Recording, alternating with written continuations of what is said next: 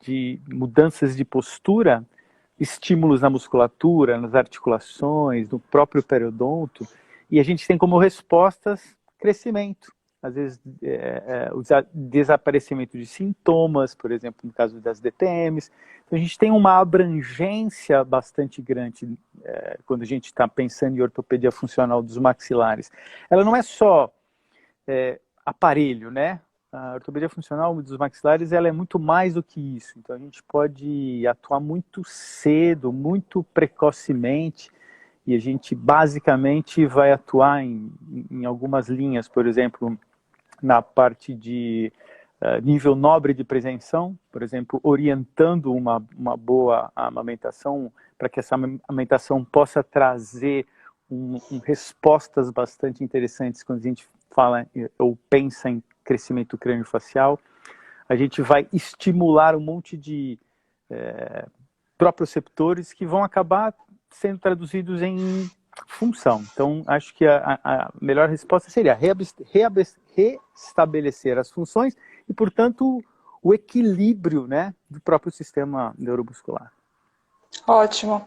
Eu acho bem interessante. Inclusive, quando eu estava acabando de a formação em osteopatia, eu folheando os livros da Vilma Simões, um dos que tem lá no consultório, e o que me encantava era isso. Ela falava da estimulação também das suturas cranianas, do víscero-crânio com o uso do aparelho, principalmente em relação à sutura palatina, relação com o palatino, com o vômer, com o esfenoide. Eu acho isso bem interessante, porque também chega indiretamente no neurocrânio, e é um trabalho também que é muito forte na osteopatia. A gente faz esse trabalho que a gente visa também tanto o neurocrânio quanto o víscero-crânio. Isso eu acho bem legal, porque me surpreendeu. É uma coisa que era algo que eu achava que era apenas de osteopatia, né? E não, também é da ortopedia funcional. E cada vez mais que eu estudo ortopedia funcional, mais eu fico encantada em ver como tem familiaridade entre as duas especialidades. E a gente pode utilizar desde os aparelhos ortopédicos aí, né, como forma de estimulação, mas também reposicionamento mandibular para mastigação. A própria mastigação vai acabar modelando esse sistema todo, principalmente maxila e mandíbula, né? Então a gente, quando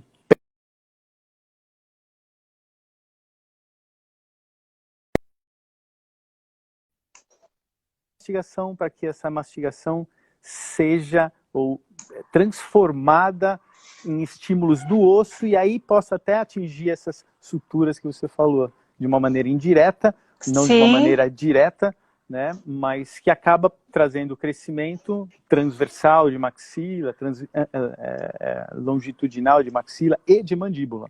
Acho que Sim. a atuação é bem ampla. Bem né, legal. Um artigo que eu estava lendo, que foi uma meta-análise que foi feita, e também tinha a Vilma Simões, era uma das autoras, acho que tinha a Patrícia Valério também, estava com o Chico, e eles falaram uma revisão sistemática de que de 300 anos para cá, 150 anos, houve uma alteração muito forte da maloclusão, em virtude também da mudança da dieta, para uma dieta mais industrializada. Isso eu acho muito legal, porque não é apenas o neurocrânio, mas o estímulo também dado desde criança em relação à alimentação, em relação à parte mais de atrito mesmo, para mastigação, e o quanto que pode mudar também a face do paciente. Isso é também que falta de leque também para a osteopatia. São coisas que me encantam.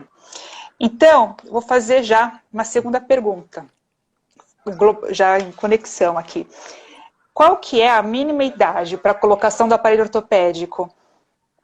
Uma criança que a mãe percebe que pode ser que vai falar com a queixa, está com a mandíbula muito para frente ou muito para trás, sistema disto, oclusão ou não. Que idade que pode mexer? Que idade que já pode ter bom prognóstico? Porque quanto mais cedo, eu penso que quanto mais cedo, melhor. Sem dúvida. A grande dificuldade é identificar o problema. No momento em que você identifica o problema, você já pode começar a atuar. Por exemplo, o Mauro já atua identificando muito precocemente os bebezinhos e começa a trabalhar crânio, começa a trabalhar as manipulações, enfim, as coisas que ele trabalha lá, já direcionando o crescimento. Dentro da ortopedia funcional dos maxilares, você pode fazer isso através dessas orientações, como eu falei há pouco, né? De mastigação, amamentação e tal.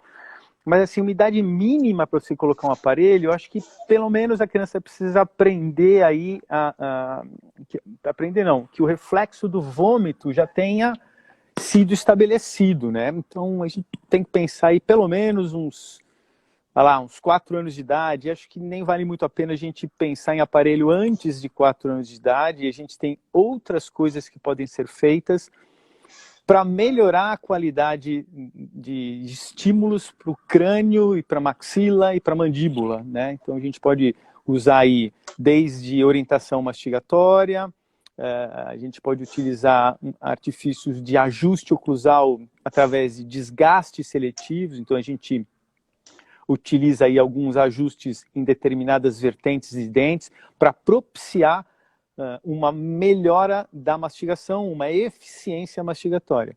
E a partir daí você pode usar também, depois de uma certa idade, se isso lhe for conveniente, aparelhos. E não tem limite, né? Muita gente acha que a ortopedia é só para criança, e na verdade a gente sabe que não é, né? A gente pode utilizar a ortopedia funcional em qualquer idade. Ontem estava a Patrícia Valério, que é uma das grandes estudiosas da ortopedia funcional dos maxilares, falando que a diferença entre o crescimento da criança e de uma adulta é o turnover ósseo, né? O tempo de remodelação do osso. A gente vai perdendo um pouco disso com a idade, mas você pode atingir aí uma gama muito grande, muito ampla de pessoas que possam ter problemas aí, né, em decorrência de falta de desenvolvimento maxilomandibular, por exemplo. Sim, entendi. Então, não existe, existe alguma idade por restrição ou tudo depende do objetivo que você vai querer com o aparelho ortopédico? A gente fala que o momento é o momento oportuno, né? Antes a gente falava de tratamento precoce, agora a gente fala de tratamento oportuno. Você identificou o problema, a gente tem que agir. E aí vai agir com as armas que a gente tiver. Podem ser armas do tipo informatórias, né? Informativas, como essas que eu falei para você, ou através de aparelho. E aí você tem uma gama muito grande de aparelhos que vão atuar com diversas mudanças de postura, porque essa é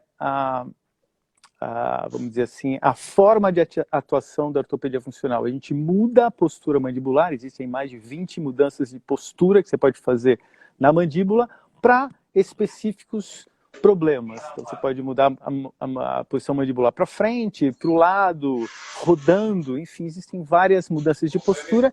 Cada uma dessas mudanças de postura vão levar aferências para o sistema nervoso e vão trazer como resposta eferentes estímulos nos músculos e respostas musculares que vão acabar sendo traduzidas em crescimento de uma maneira geral. Sim, e é bem legal porque é muito estímulo neuronal, né? Muitas aferências, tanto da língua quanto estímulos de crescimento. E sempre estímulos leves e intermitentes, nada de força, nada de pressão, nada disso. A gente trabalha com estímulos leves e intermitentes. Essa é a grande pegada da ortopedia funcional dos maxilares, eu acho. Sim, e a pressão era muito leve, né? Até mesmo como vocês estavam falando, a pressão que é feita na ativação é mais ou menos 5 gramas de pressão. É 1/4 de milímetro que você faz a cada ativação. Imagina que você tem um aparelho, na metade do aparelho, divide em 2, você ativa 1/4 de milímetro por semana. Divide esse 1/4 para um quarto para um lado e para o outro, ou seja, é absolutamente nada. É meio água mole em pedra dura, sabe? Mas o bom é que faz resultado. Inclusive aqui tem um relato da Márcia, que o filho foi diagnosticado com classe 3, com 18 meses, e fez o tratamento com ortopedia funcional a partir dos 2 anos e meio. E terminou o tratamento com aparelho ortodôntico aos 14, com correção completa. É bem legal o trabalho que é feito.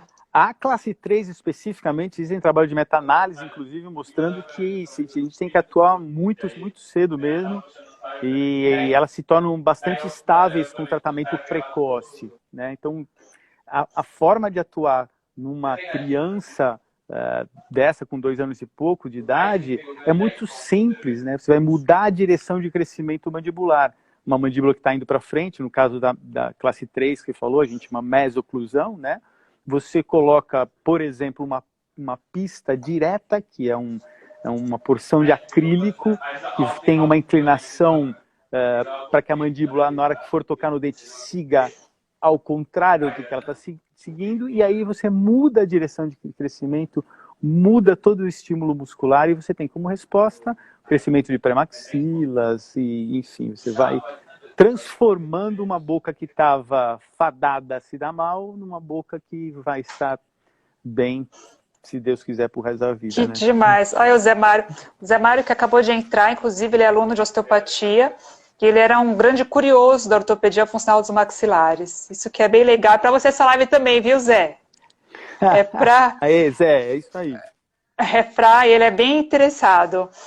Eu tenho só uma dúvida, que eu vou dar um link, já que falou de classe 3, das mesoclusões, que era de uma das pessoas que fizeram a pergunta no enquete, o meu filho tem 6 anos de idade e ele é classe 3, de acordo com o dentista.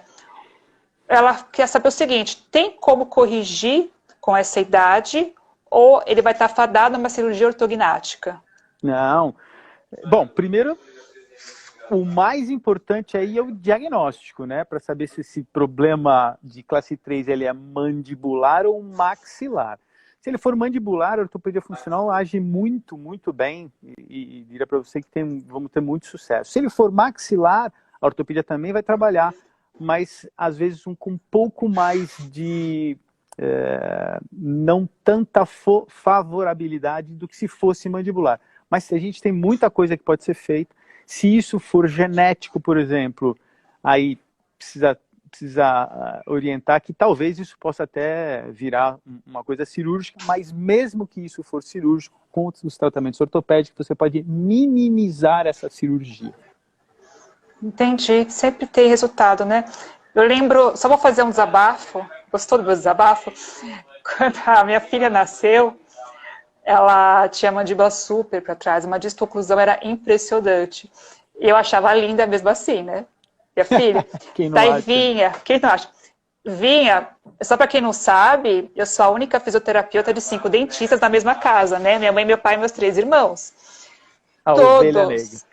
A ovelha negra, todos, exceto o que é buco, eu tenho um irmão que é bucomaxila, é cirurgião ainda. Ele foi o único que ficou quieto. Todos os outros falavam assim, dá bastante, aumenta bastante a bebê, dá bastante o peito para ver se essa mandíbula vai para frente. E é bem isso em relação ao estímulo que é dado, a força que é dada mandibular, né? Isso é muito interessante. Ter esse avanço. Isso é muito interessante, porque todas as crianças nascem com o que a gente chama de distoclusão fisiológica. Muita gente diz que essa distoclusão fisiológica é para facilitar a saída da criança pelo canal vaginal, mas na verdade não é isso, né? Na verdade o que acontece é que o cérebro cresce muito rápido no final da gravidez, ele tem um grande crescimento no final da gravidez, e aí o crânio cresce e a maxila se desloca para frente. Então essa distoclusão é muito mais maxilar do que mandibular. Mas aí, graças a Deus, a natureza já nos dá de brinde o primeiro grande aparelho ortopédico, que é o peito da mãe. Ah, isso aí. E esse peito da mãe é um peito que tem que ser dado bem direitinho. Isso não basta mamar, tem que ser uma boa mamada. E uma boa mamada significa uma mamada com uma boa pega. Se você tiver uma boa mamada com uma boa pega, você vai produzir estímulos na mandíbula, na parte de trás da mandíbula, que vai ser traduzido em crescimento bilateral da hemimandíbula esquerda e hemimandíbula direita. O estímulo para frente e para trás do conjunto côndilo-disco, tem na articulação esse movimento para frente e para trás, que é mais planinho, né? Esse movimento para frente e para trás vai produzir na zona bilaminar um aumento de volume sanguíneo. No côndilo ali não existe ainda uma cortical estabelecida. Essas artériazinhas enchem de sangue e produzem esse estímulo que vai ser gerado e que vai ser transformado em crescimento mandibular. Que demais, hein? E essa disto pode corrigir. Tem um trabalho bastante Que interessante demais. aí, mostrando que, se eu não me engano, 54% ou 74% das crianças tem essa distoclusão e ela varia entre 2 e 7 milímetros. Que demais, que legal. Gostei, é interessante demais estudar esse crescimento. Tá. Levando em consideração a biomecânica dos ossos do crânio e a importância da mobilidade, por que as placas corretivas não poderiam ser colocadas na mandíbula ao invés da maxila? Uma curiosidade. Bom, acho que uma coisa importante aí que muita gente confunde é ortopedia mecânica e ortopedia funcional, né? São duas coisas completamente diferentes. Uma, a gente faz uma ativação mais forte, e a ortopedia funcional, como a gente falou, trata com estímulos leves e intermitentes. Então, a gente não usa placa com ortopedia funcional. Então, não sei o que ela quis dizer com placa na mandíbula. A gente não usa isso. A gente usa aparelhos que são sempre bimaxilares, né? Sempre o aparelho ortopédico é bimaxilar e ele tem como característica uma mudança de postura mandibular que vai produzir esse estímulo necessário para que se obtenha uma resposta de crescimento via músculo. Tá ótimo. Mas qualquer coisa, eu entendi a sua resposta, vamos ver depois se ela pergunta, se tem outra dúvida ainda. Falando já sobre como é o aparelho da ortopedia funcional, teve uma outra pergunta que era, o Invisalign, ele é utilizado pela ortopedia funcional dos maxilares ou não? Não, o Invisalign não é utilizado na ortopedia funcional dos maxilares como forma de tratamento. Atualmente, a gente usa ou pode até utilizar o Invisalign ou qualquer outro sistema de alinhador para pequenas correções de giroversão, eventualmente que você não conseguir ou que o paciente já está um pouco mais cansado de usar o aparelho, você pode acertar, alinhar, por isso chama alinhador, alinhar, e não tratar com o alinhador. Com ortopedia funcional, jamais a gente trata com o alinhador. A gente refina, se for o caso, pequenas giroversões. Eu mesmo só faço isso. Não trato mais nada do que outra coisa, a não ser leves giroversões, principalmente de incisivos, não mais que isso também. O giroversão, só explica um pouquinho para mim o que seria a torção do dente, é isso?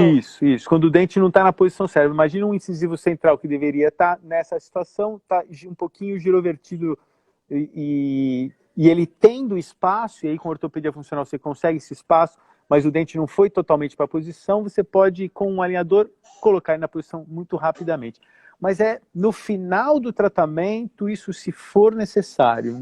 Como terapêutica de ortopedia funcional, os alinhadores não fazem parte do nosso arsenal de aparelhos, de forma alguma. Até porque eles não têm os princípios ortopédicos funcionais, né? De mudança de postura e mudança de postura terapêutica.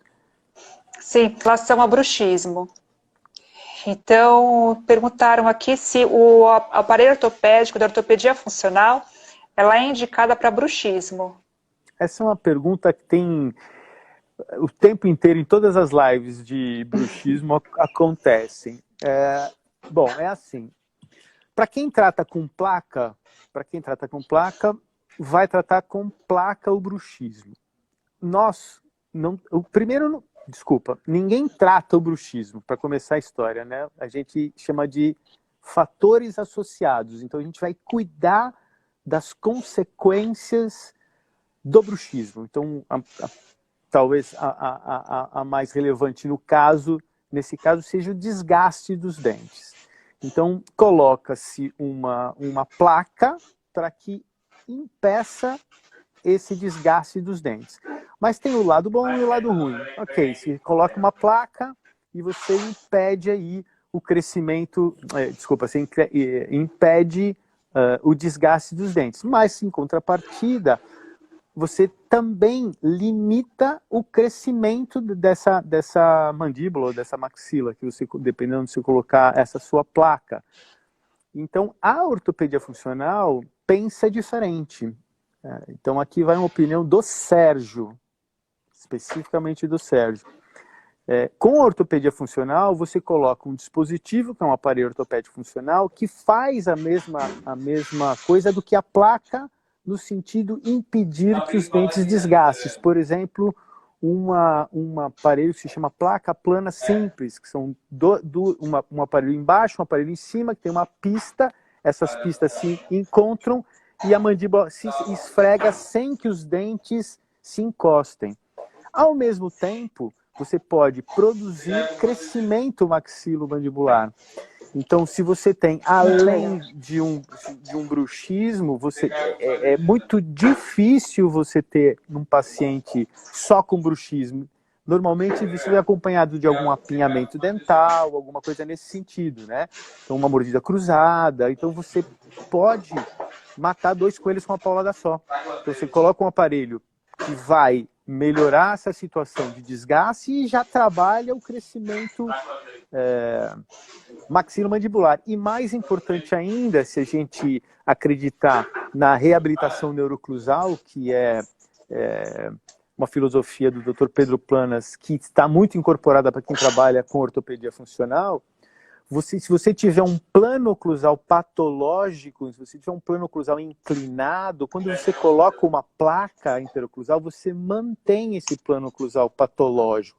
Ao passo que se você colocar um aparelho ortopédico, você pode também ir corrigindo esse plano oclusal. Então, o aparelho ortopédico funcional tem muitas vantagens aí como fator associativo do bruxismo, e não como tratamento, tá? Não tem tratamento para bruxismo, é um problema de ordem central. Muito bom. É uma pergunta que veio, se o bruxismo sempre é patológico. Patológico? Em que sentido, Eu meu acho Deus? que eu acredito que seja patológico no sentido de que tem que ter uma intervenção. Ou intervenção de dentista, ou intervenção de físio. Eu acredito que essa tenha sido a pergunta. Não tem como, não tem tratamento, ele sempre vai causar alguma coisa ruim. Se ele se mantiver e nada for feito, vamos imaginar 2 casos hipotéticos aqui, né? Hipotéticos. Um paciente sem apinhamento dental e um paciente com apinhamento dental. Se o paciente com apinhamento dental tiver um bruxismo e você não fizer nada, ele vai perpetuar, além do bruxismo, a maloclusão. Agora, se não tiver problema oclusal nenhum, que não precise de aparelho nenhum, e ele tem o bruxismo, isso vai ser passado para as outras dentições. Estou pensando primeiro numa dentição decídua, né? Aliás, tudo que eu falei foi pensando numa dentição decídua. Ô, gente, okay? Explica só o que é decídua, o Sérgio, que eu não sei se é todo mundo que sabe, viu? Desculpa. Dentição decídua são os dentes de leite, de criança. Tudo que eu falei lá atrás de bruxismo se refere à dentição decídua. Não falei em dentição permanente em nenhum momento, tá? Mas pensando de novo numa dentição decídua e o paciente sem problema de apinhamento dental e você colocar, não fizer nada, não colocar um aparelho, não colocar nenhum dispositivo aí para que não exista aí desgaste dos dentes, você vai manter esse desgaste dos dentes da dentição decídua para mista e da mista para permanente, e isso vai gerar problemas aí, pode gerar 1000 problemas, inclusive todos esses que você acaba tratando aí de dores, etc, etc, etc. Sim, aqui a Márcia fazendo um comentário, se o bruxismo seria multifatorial, o que você falou é que principalmente que o bruxismo é central. Ele é de origem central, ele é de origem central, mas ele é multifatorial, porque existem coisas que podem estar associadas a ele, por exemplo, distúrbios do sono, enfim, várias coisas que podem estar associadas aí ao bruxismo. Então não tem uma causa específica para ele, tá? Sim. E ele pode ser, o Mauro fez essa pergunta, o bruxismo infantil, ele pode ser uma atividade fisiológica da TM? O que você acha com isso, Sérgio? O Mauro Gemelli fez isso? Isso. Mauro, obrigado. Acabou de entrar três pessoas que a dúvida maior era bruxismo, estão agora na live, viu? Não era nem para ser o tema, viu, Sérgio? Mas a gente virou aqui no bruxismo, mas tudo bem. Bom, foi o Mauro Gemelli que fez essa pergunta. O Mauro, assim, eu acho que um bruxismo fisiológico não tem. No momento em que você começa a fazer um movimento e começa a comprometer aí os dentes, né? Já não passa a ser fisiológico. A partir do momento que passa de um limite que seria o de normalidade, de desgaste de dente fisiológico, passa a não ser mais fisiológico, ele passa a ser patológico, e aí a gente tem que atuar de alguma maneira aí, no meu modo de ver, né? E como ele colocou no plural a pergunta, eu vou responder também o meu ponto de vista, que eu concordo. Eu acho patológico, se vem algum paciente no meu consultório com bruxismo, eu já encaminho direto para a dentista de ortopedia funcional.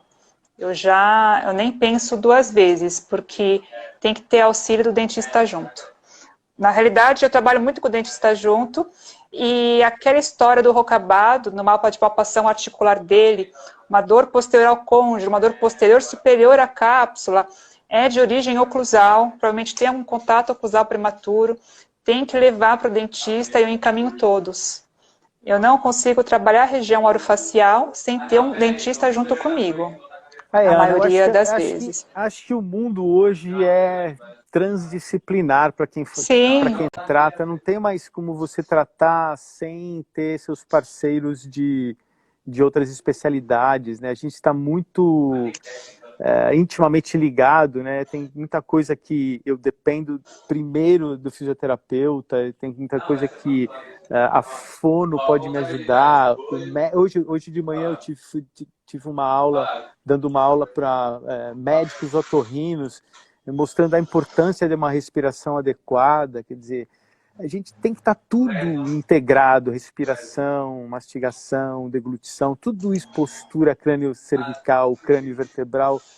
É um modelo ideal do paciente, passa por todas as especialidades, né? Então a gente tem que estar parceiro em todo mundo, e mais que isso, é transdisciplinaridade, porque a gente tem que tratar o paciente, todo mundo, todos os especialistas, com a mesma linguagem, falando a mesma coisa. Não adianta você tratar do seu jeito, eu tratar do meu jeito. A gente tem que pôr o paciente na mesa e discutir em cima do paciente, não cada um fazer a interdisciplinaridade, a gente fazer a transdisciplinaridade. Então, você pode sim tratar com aumento da dimensão vertical, aliás, você deve tratar com aumento da dimensão vertical se o paciente tiver uma sobremordida, mas não pode, por exemplo, tratar esse paciente se ele tiver uma mordida aberta. Então, é que depende muito da maloclusão e principalmente do diagnóstico. Eu calco muito isso sempre onde eu vou, e eu falo que se você não souber fazer um bom diagnóstico, você não tem um bom prognóstico, você não sabe fazer nada, você não sabe de onde você vai partir, nem sabe para onde você vai. Então, eu acho que o bom diagnóstico vai determinar se você vai ter que fazer por exemplo, numa criança você pode fazer esse ajuste da oclusão por acréscimo, que a gente chama de pista direta, ou mesmo um aparelho, ou por remoção. Você pode fazer ajuste oclusal por desgaste seletivo. Então, depende muito aí da maloclusão. Eduardo, né, que perguntou, acho que depende do diagnóstico e da maloclusão, Eduardo. Sim, é isso mesmo.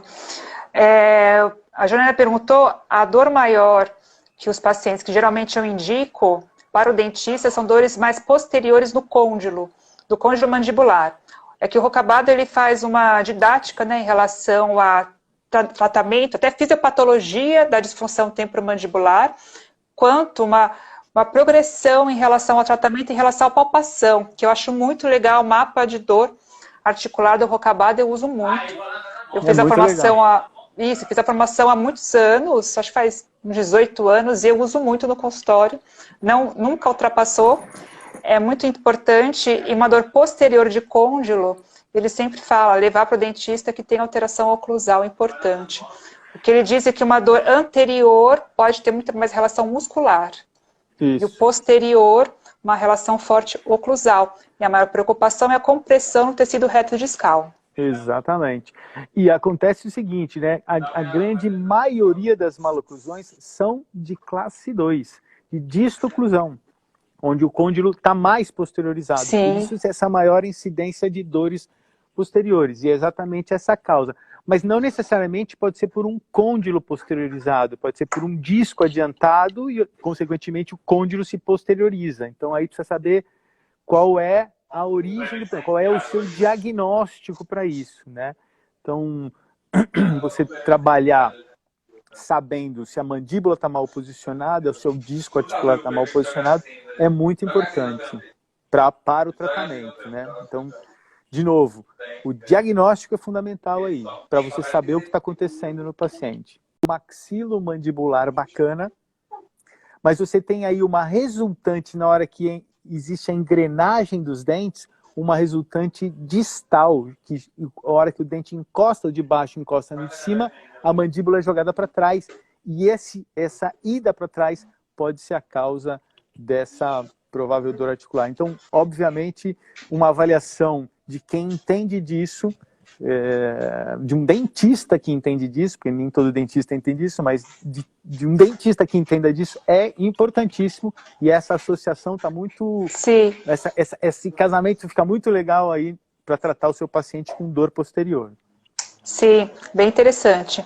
Já perguntaram em relação à ATM, às assimetrias cranianas, que consideração que você poderia estar fazendo de disfunção de ATM com as assimetrias? Bom, o que você chama de assimetria? Assimetria da cabeça, do crânio da criança? É ortopedia ou funcional. Ah, bom. Eu acho que é da ortopedia, em relação à ortopedia funcional dos maxilares. O que pode ser feito com as assimetrias? Bom, primeiro identificar essa assimetria e dependendo da idade que você está trabalhando, né? Então, se você trabalhar numa idade de criança, você pode ter uma assimetria craniana, por exemplo, por uma mastigação unilateral. Então, uma mastigação unilateral vai fazer com que o crânio se modifique, principalmente maxila, órbita, você vai ter algumas alterações nesse sentido, com uma mastigação unilateral. E aí você pode utilizar, de novo, ajuste oclusal ou pistas diretas que para equilibrar esse plano oclusal, para que a mastigação se torne bilateral.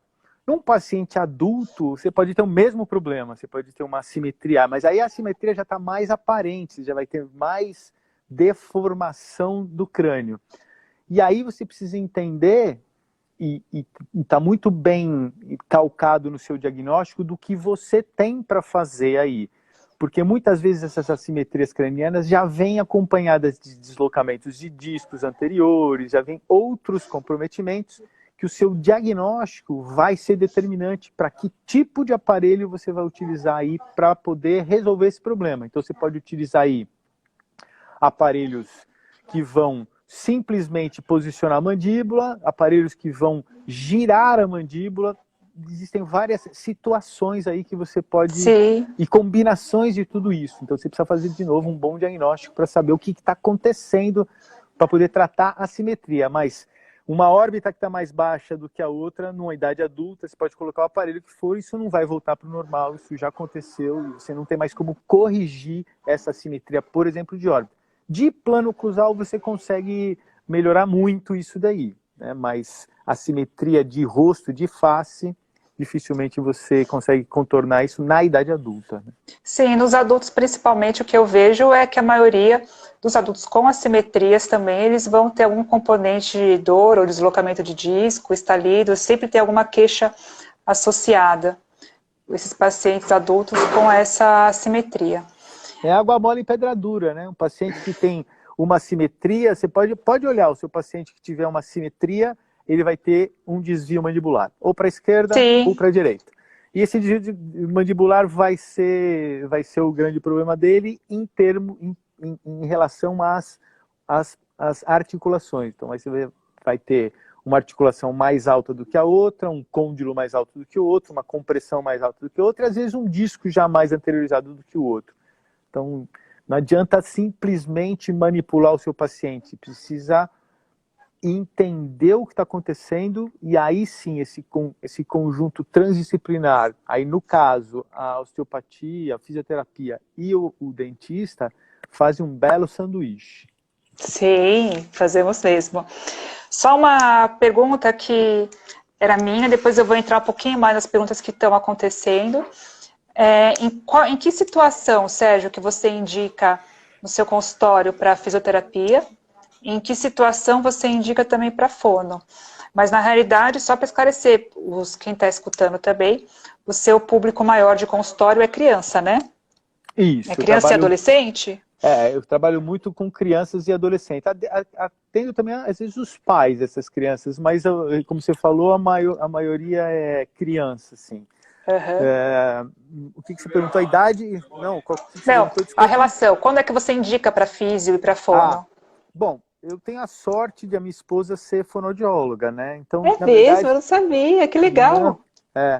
até é fonoaudióloga, então a gente trabalha meio junto, assim. Então, é um parecer junto. Muitas vezes, eu não tenho alguma coisa específica que eu não quero mandar o problema para a fono, entendeu? Ela recebe muitos problemas de outros pacientes, de outros dentistas, do tipo, arrumou a boca, colocou o aparelho, agora arruma a língua do paciente. Isso Entendi. não é legal, entendeu? Porque não foi pensado junto. Então, quando eu penso em fono, eu penso no que eu vou fazer, se isso vai interferir no trabalho dela e aonde ela pode me ajudar no tratamento. Então, a gente trabalha junto. Agora, eu não tenho um fisioterapeuta junto no meu consultório, mas tem dois fisioterapeutas que eu acabo indicando. E aí eu indico sim para o fisioterapeuta toda vez que eu tiver alguma certeza de que a inclinação lateral de cabeça dessa criança tem a ver com uma relação crânio-vertebral. Então, se eu tiver essa constatação, e aí eu utilizo há mais de 10 anos tomografia, e eu vejo isso via tomografia, eu não tenho a mão para saber se a coisa está ruim ou não, eu vejo via tomografia. Se eu constatar tomograficamente que existe alguma alteração crânio-vertebral, eu encaminho para o meu fisioterapeuta, para a minha fisioterapeuta, para que ela primeiro manipule essa relação, porque aí o problema vem menor. Então, às vezes eu tenho desvios de mandíbula de, 3 milímetros, que eu vejo que esse desvio de mandíbula está associado a uma inclinação mais uma rotação da cabeça da criança. Ela manipula essa relação crânio-vertebral, obviamente altera a relação crânio-mandibular e essa mandíbula volta muito mais fácil para eu tratar. Em vez de eu corrigir 3 milímetros, eu vou corrigir 1 milímetro. É melhor para mim e é melhor para o paciente. Perfeito. Perfeito. Muito bom, mas muito bom. Eu gostei de escutar. E eu trabalho com dentista, né, como eu já falei, e o que a gente faz um trabalho muito legal, desde que principalmente eu comecei com a parte de osteopatia, antes de fazer o ajuste, de ir para o dentista, passa comigo.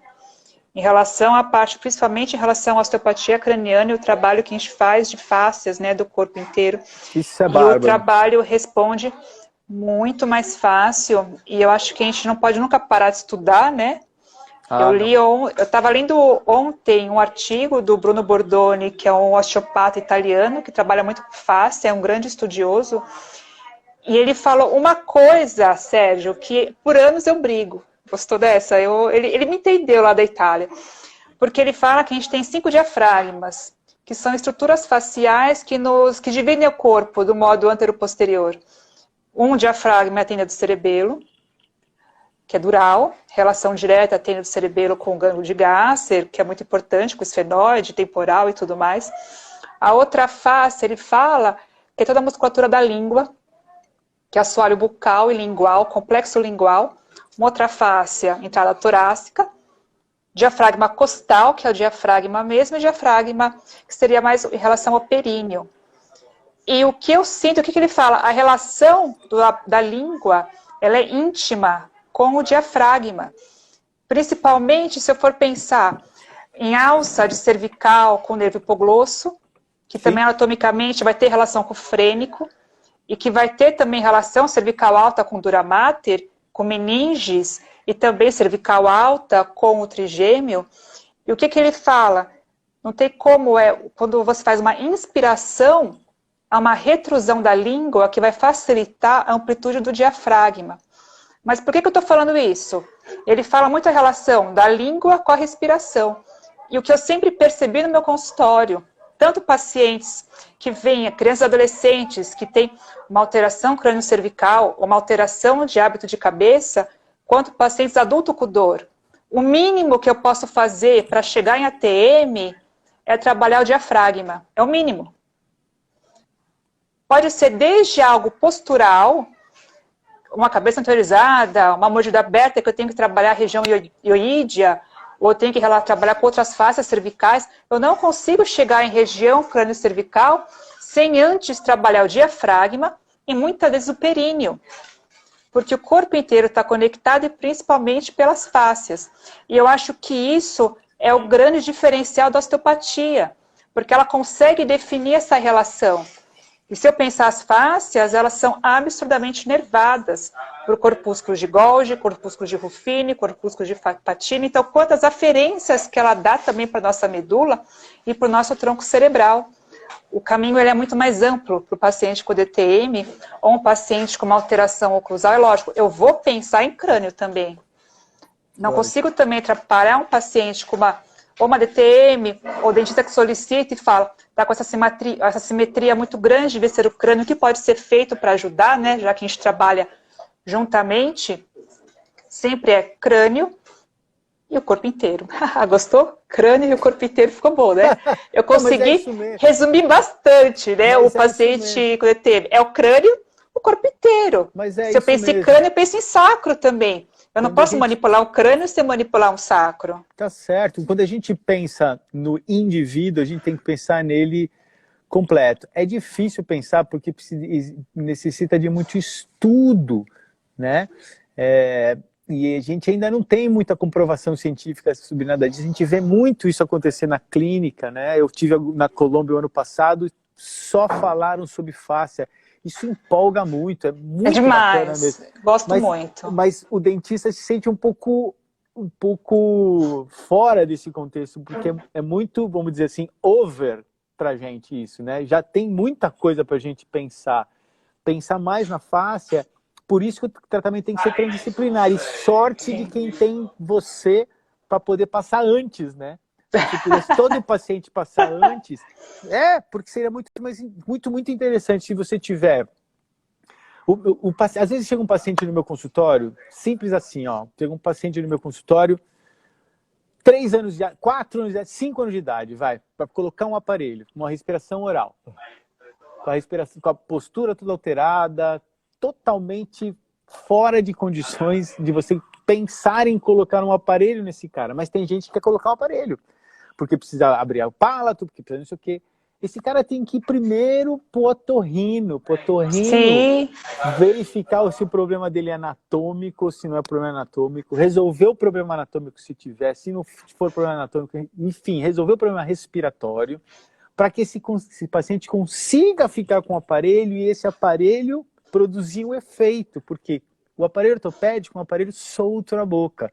Se o cara tem uma mordida, uma respiração oral, e o aparelho é solto, o aparelho fica na língua dele, não resolve o problema dele. Aí vai dizer que a ortopedia não funciona, entendeu? Então, existem conceitos que precisam estar muito bem, cada um tem o seu momento certo de agir. Não importa se é você primeiro, eu primeiro, a fono primeiro ou o otorrino primeiro. Cada um vai ter o seu papel importante para ser feito no conjunto do tratamento do paciente. Eu acho que isso é o mais interessante de tudo. Então, se a tua mãe ainda trabalha? Trabalha. Então, se todo paciente que a tua mãe trata de ortopedia funcional passar primeiro com você, eu tenho certeza que você vai acertar essa relação, pelo menos crânio vertebral, para que a relação crânio-mandibular que ela vai agir vai ser muito mais tranquilo de tratar. Eu tenho total consciência disso. Por isso eu trabalho conjuntamente sempre, não tem jeito. E eu gosto tanto da visão de vocês, que uma dentista que está aqui, que já se pronunciou, muito querida, que é a Karina Bittar. Beijo para você, tá aí a Karina. E ela já falou também de disfunção de assimetrias cranianas com o sistema vestibular. Ela está aqui conversando com a gente também, a Karina. E ela é uma dentista que há pouco também eu postei um trabalho dela, uma pesquisa, que ela trabalha relacionou, né, mordida cruzada e pressão plantar. Então, e é dentista, gente. É um trabalho bem legal. Aguardem o trabalho da Karina que vem aí. Sim, ela tá crescendo, e o que eu acho legal, a Karina é arroz de live, o Mauro falando, e o que eu acho legal é que os dentistas, principalmente os ortopedia funcional, eles não trabalham apenas com dente. Uma dentista que é a Karina, ela está avaliando e tratando, avaliando principalmente a relação da mordida cruzada com pressão plantar, com baropodômetro. Então, ela está subindo, é muito legal. Ela está tentando, como fala? Validar, né? Eu acho que ela está validando, né? Tentando validar o baropodômetro aí para crianças de uma determinada idade. Acho que bem legal. Até 6 anos, se eu não me engano. Então, já perguntaram, fizeram uma pergunta, eu acho que, não sei se essa vai ser a última, falta mais uns 6 minutinhos. Já tá, foi muito rápido, eu achei que fosse dar para falar mais coisa ainda, mas já faltam 6 minutos. E eu queria, relação, como é que você considera uma mordida, se você tem algum estudo, algo a respeito de mordida unilateral, mastigação unilateral, em relação à perna curta, você já viu algum estudo a respeito disso? Isso é bem termo de osteopatia. Então, eu quero dizer se seria um captor podal que a gente fala, seria algo ascendente, que possa estar uma perna curta, uma assimetria na pelve que pode estar gerando uma mastigação unilateral. O que eu entendi foi isso. Essa é uma coisa bem interessante e isso já gerou várias discussões no bom sentido, né, entre o problema ascendente e o problema descendente. Segundo o professor Mariano Rocabado, a grande maioria dos problemas ele é descendente, até porque as coisas acontecem de cima para baixo em termos de maturação. Né? Então, eu penso assim, para que esse quadril esteja alterado, só pode acontecer alguma coisa durante o parto, durante a gravidez, que possa ter alterado essas fáscias que você acabou de falar, e aí a criança nascer com esse quadril torto, e aí sim isso gerar um problema. Mas eu não conheço nenhum trabalho que comprove isso daí. Agora, o contrário existe. Quer dizer, um problema que começa na cabeça por uma falta de respiração nasal, a respiração passa a ser oral. No momento que a boca abre, existem reflexos que vão alterando o posicionamento da cabeça, tanto numa rotação posterior, numa rotação anterior e às vezes até numa inclinação lateral. E isso sim pode gerar uma mastigação mais de um lado do que do outro. Então eu desconheço trabalhos que mostrem ou que comprovem de uma mastigação unilateral ser de baixo para cima, mas existem sim trabalhos que mostram que a coisa pode acontecer de cima para baixo em relação a isso que eu acabei de falar, né? Sim, e completando a pergunta que ela tinha feito, uma mastigação unilateral, ela também pode, porventura se tem por os motivos que você falou, ela pode também gerar uma assimetria craniana, se for pensar em relação à face. Muito, né? Muito. A mastigação unilateral, ela é totalmente patológica, porque quando você mastiga de um lado só, vamos imaginar que eu estou mastigando só do lado direito meu.